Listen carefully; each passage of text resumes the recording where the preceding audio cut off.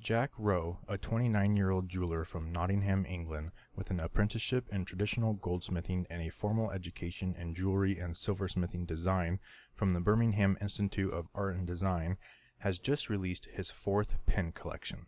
Combining traditional goldsmithing techniques and lost wax casting with computer-aided design and rapid prototyping, Jack Rowe can create complex, modern designs while remaining true to the craft, producing handmade and finished works of art that perform double duty as fountain pens. Winning awards in design and innovation for the Architect collection, Jack then released the City and Jolie collections and is now proud to introduce the new Mirage collection.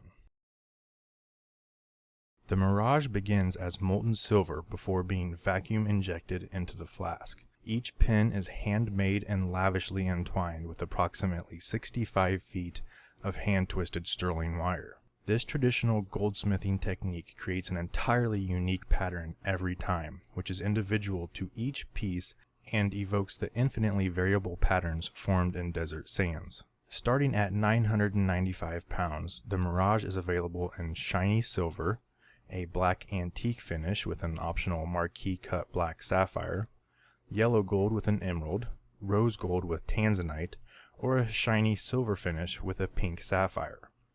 Limited to only 250 pieces, the collection offers at least one style that should be attractive to most users. The Mirage comes packaged in a simple, sturdy box that gives the impression there's something precious inside.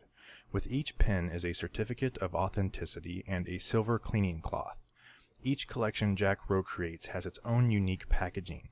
It's a small detail that reinforces the fact that these aren't mass-produced pens. The top of the cap perfectly contains a large Jack Rowe logo that adds a little boldness to the pen, while the clip appears to attempt the same feat, instead coming off large and bulky. Initially, I wasn't a fan of its styling, but it did grow on me. The longer I had it, the more I liked it.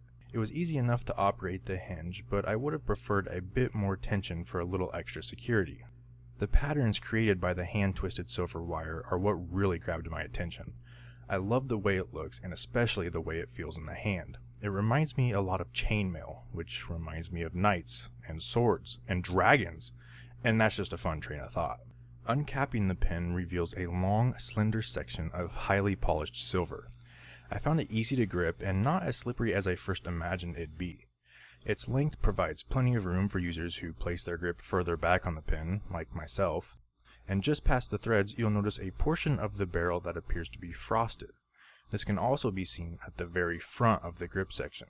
This is by design and intended to prevent the appearance of micro scratches caused by attaching and removing the cap. If you saw my review of the Mont Blanc Heritage 1912, you'll understand the significance of this. It's a practical detail and one I'm glad that Jack included in this pen. You may have noticed the gap between the coiled wire and the edge of the barrel. You can see it at the other end, though it's less noticeable, and it's visible on the cap as well. Jack explains the gaps are a byproduct of the coiled wire and the handmade nature of the pen. He explained that if he had a contraption to keep the rate of wind, pressure, and elastic of the wire constant, that for one, he couldn't use silver, but he could ensure an almost seamless start and finish. However, that would produce a very machine-like and regular pattern and would remove the organic, random, undulating pattern created as the wire is wrapped by hand. I definitely wouldn't want to lose the character that hand coiling imparts on the pen, but I would like to see those gaps reduced. Nib options include this hand-polished titanium nib, which I've never seen on any other pen before, or an 18-karat gold nib for an additional 230 pounds. Both nibs feature the simple Jack Rowe logo and come in only medium width. On this particular pen, I much prefer the look of the polished titanium nib, but if you select the yellow or rose gold finish, the gold nib would probably look right at home. The final detail is on the rear of the pen, where you'll find the individual number out of 250. The Mirage uses the standard international cartridge converter filling system. It's not my favorite filling system, but it is the easiest and most convenient choice. When compared to a few well-known pens such as the Mont Blanc 149, the Visconti Homo Sapiens Crystal, the Pelikan M805, and the Pelikan M200, it's easy to see that the Mirage features a relatively thin design while being just as long as the two oversized pens in the group. You can get a great feel for how long this section is, and even though the nib looks small when compared to the giants in the Visconti and Mont Blanc, never once did I think it was too small for this pen, or did I wish it was bigger. With my preference for larger pens, I was surprised I enjoyed the Mirage as much as I did. Length was never an issue, but at times I did wish it was a bit thicker. Thin pens tend to cause my hand to cramp after 15 or 20 minutes, but the weight of this pen allowed it to settle into my hand, requiring less effort to maintain positive grip and reducing the amount of cramping I normally experience with thin pens. Performance between both nibs were very good. I did notice the titanium nib was a bit softer with slightly heavier flow, and it was my nib of choice, but mostly for aesthetic reasons.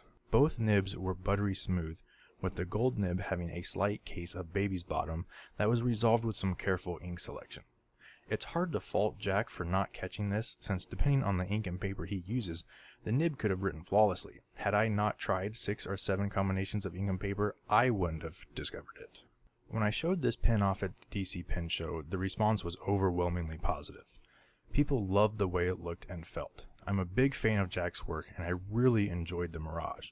I can see myself spending this kind of money on a pen, but probably not this pen. It just isn't the perfect fit for me, but it is one I would highly recommend if you prefer thin and heavy pens. I'm really excited to see what Jack comes out with next, and if you'd like more information about Jack Rowe and his work, visit jackrowe.com.